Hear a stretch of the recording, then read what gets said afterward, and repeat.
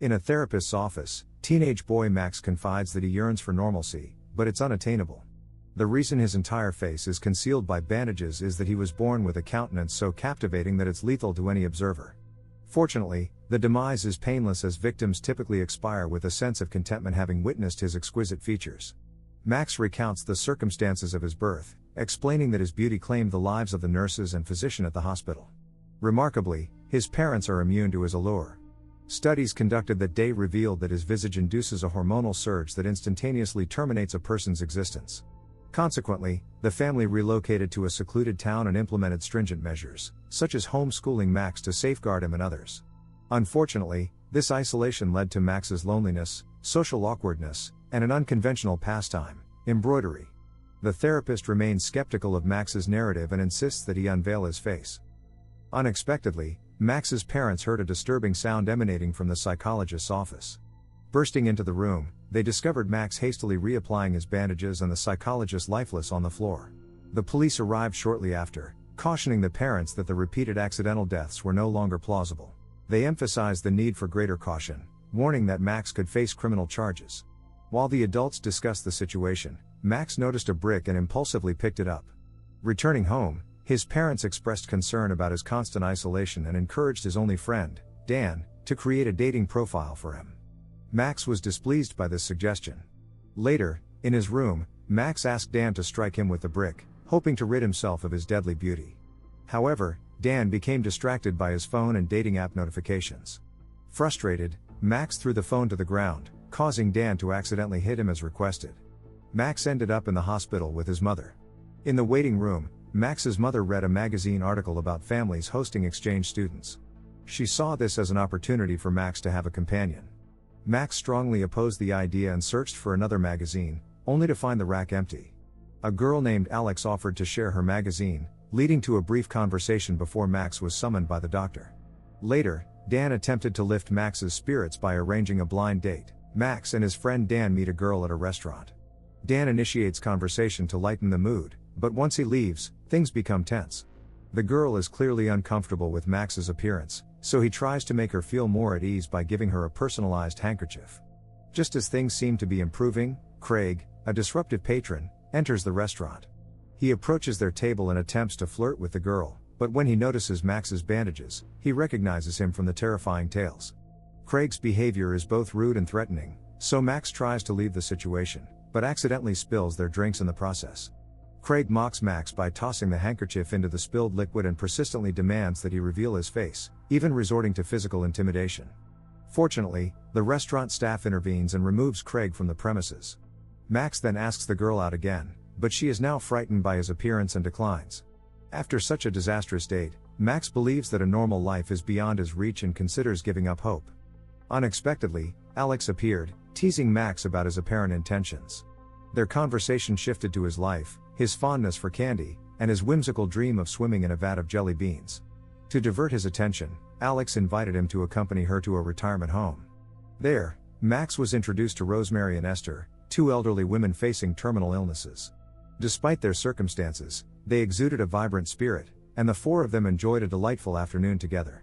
Over tea and snacks, they learned that Esther was determined to complete one more book before her passing, though her Alzheimer's made the task challenging. After leaving the retirement home, Alex walked Max home. Max expressed a desire to see her again, but she declined. Later, while spending time with Dan, Max received encouragement to persevere. As he was unable to find Alex on social media due to not knowing her last name, Dan suggested frequenting the places where he had seen her, hoping for a chance encounter. That night, Max created an embroidery design inspired by their memorable meeting on the bridge. The following morning, he returned to the bus stop and realized that Alex had intentionally missed her ride. Alex initially approached Max with a degree of caution, but eventually agreed to share a fun experience with him. Together, they visited a store and purchased an abundance of jelly beans to fill the bathtub in Max's bathroom, fulfilling his long-held dream. Inspired by this, Alex confessed her own whimsical desire to swim in a river of jello. While enjoying the sweet treat bath, Max disclosed the truth about his deadly appearance. However, Alex had already suspected his identity based on the circulating stories. In return, she revealed her own health condition, a rare cardiovascular disease that made her allergic to endorphins. Excitement triggered inflammation, causing her heart to enlarge. Alex demonstrated the heart monitor she was required to wear constantly to track her heart size, explaining that her body rejected emotions. She was currently participating in an experimental medication trial to address her condition. Hearing Alex's story, Max felt a sense of understanding and connection, finally finding someone who could empathize with his situation. Afterward, they watched a movie together, indulging in laughter and enjoying a few drinks. Upon returning to Max's home, Alex admired his embroidery and requested that he create a design based on her. Suddenly, Alex drew closer to Max, removing his sunglasses. While this initially startled Max, he realized that his eyes alone were not lethal. A sweet moment unfolded between them, culminating in a potential kiss. However, the arrival of Max's parents abruptly interrupted the intimate moment. The teenagers quickly separated, but the parents were aware of their developing connection and were visibly shocked. Max's mother was overjoyed that her son had finally met a girl and embraced Alex warmly. The parents also introduced Alex to Yushin, an exchange student who would be living with them. Max and Alex began spending significant time together, frequently visiting the retirement home to enjoy tea and games with Rosemary and Esther. One day, the teenagers decided to embark on a camping trip. Max encountered resistance from his parents, who insisted that Yushin accompany them. The following day, the group venturing into the forest consisted of Max, Alex, Yushin, Dan, and his latest date. When Alex accidentally injured her hand on a branch, Max generously removed some of his face bandages to wrap her wound, causing her heart to race slightly. As evening fell, they established their campsite. Dan and his date retreated under a blanket for privacy, while Yushin slept. Inspired by Dan's actions, Max draped a blanket over himself and Alex, preparing a surprise. He instructed her to close her eyes before carefully covering them with a bandage. He then gently grasped her hands, guiding them to touch his face and gain a sense of his appearance. Max confessed to the tragic incident involving his first kiss, revealing that he had killed the girl for breaking the rule and opening her eyes. Alex offered comfort and understanding, kissing him before leaving the blanket. Several days later, Alex contacted Max, informing him that she was unable to meet due to her mother's need for assistance with household chores. Subsequently, Max's mother requested that he dispose of the old Christmas tree. With Dan's help, Max removed the tree. Meanwhile, Yushin was carelessly smoking, and when she discarded her cigarette, it accidentally ignited the tree. Dan and Max rushed to extinguish the flames, but Dan suffered minor burns to his hands. They promptly took him to the hospital for treatment. After Dan's injuries were addressed, the boys attempted to leave the hospital, only to encounter Alex and her mother. It appears that Alex was being dishonest and has been present all day.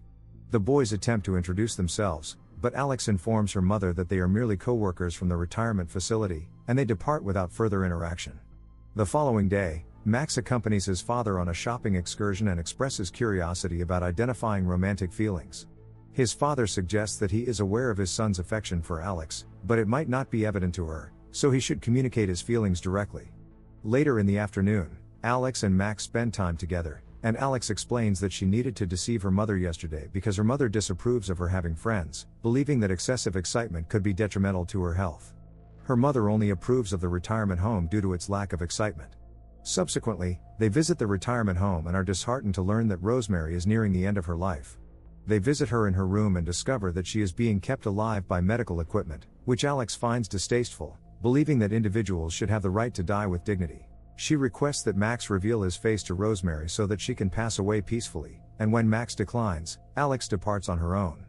Contemplating Rosemary's suffering, Max changes his mind and returns to the room, where he calls out Rosemary's name.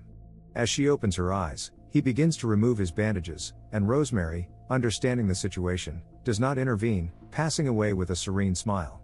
Following this incident, Alex ceases to respond to Max's messages, leaving him uncertain about how to proceed. His parents attempt to provide guidance, but this ultimately results in a disagreement, prompting Max to seek solace in Dan's company. His friend has exciting news to share: there will be a party at the local school, and Dan believes Max should attend despite being homeschooled. Max is too apprehensive to take any action, so Dan takes his phone and sends Alex a message inviting her to the dance. As he receives no response, Max visits Alex's home to inquire about her disregard for him. Alex admits that the experimental medication is not effective, and her heart continues to grow larger. They engage in a dispute over her recent avoidance of him, but Max remains supportive, and Alex eventually agrees to attend the dance with him. On the day of the party, Alex arrives with 2 humorous costumes she acquired from an adult store. She will be dressed as a maid, and for Max, She has obtained a dog mask and a horn so he can assume the role of a horned dog. Upon their arrival at the school, they enjoy dancing and flirting together. Initially, the music is lively and catchy, but then it transitions into a slow, romantic melody that draws them closer. The high-stakes situation caused Alex's heart to pound furiously, leading to a nosebleed. She excused herself to attend to it. While Max waited, he socialized with Dan and his date, but their pleasantries were abruptly interrupted by Craig's hostile intrusion. Fueled by jealousy over Dan's relationship with his ex and seeking retribution for a prior incident, Craig accosted Max, forcibly removing his mask. This shocking act resulted in the immediate demise of Dan's date, plunging the scene into chaos.